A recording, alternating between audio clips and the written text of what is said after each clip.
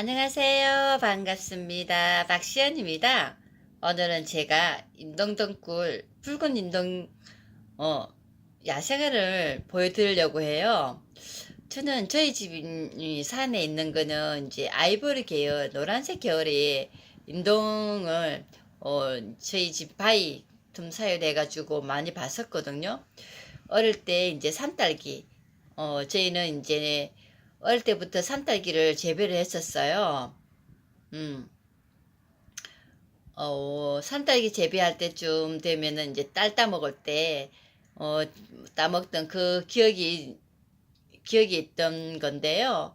그때 이제 봤을 때는 노란색이었는데, 이렇게 붉은 인도원꽃은 처음 봤습니다.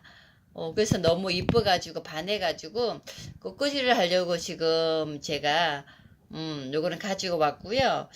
인동굴 이거 같은 경우에는 우리나라 전국 산하에 다 있습니다.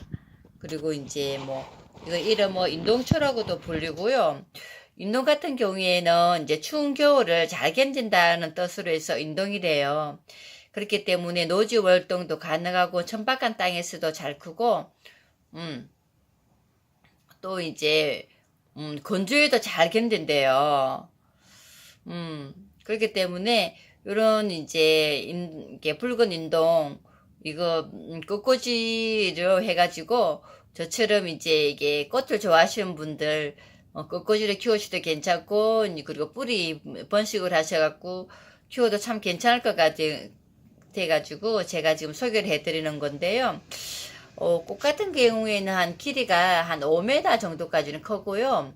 한 50cm 정도에서 이제 그 정도 자랐을 때는 그때부터는 이제 얘들이 이제 이게 뭐 감고 올라가는 습성이 있대요. 그렇기 때문에 뭐 막대기를 해주셔도 되고 그렇지 않으면 벽에다가 요렇게 해서 기대 주셔도 참 괜찮을 것 같아요.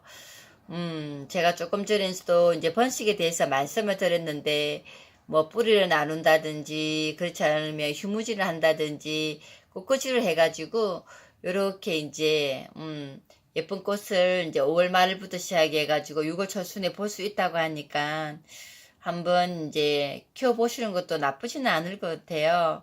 근데 참 또 이게, 꽃도 예쁘지만은, 예, 꽃말이 더 예뻐요. 꽃말이 사랑의 인연이래요. 그리고 헌신적인 사랑.